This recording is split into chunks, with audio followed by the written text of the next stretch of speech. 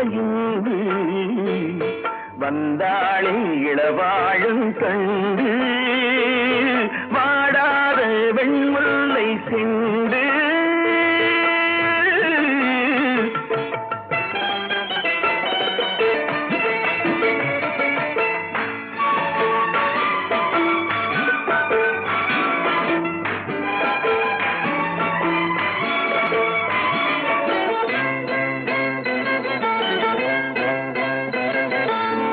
பிடிக்க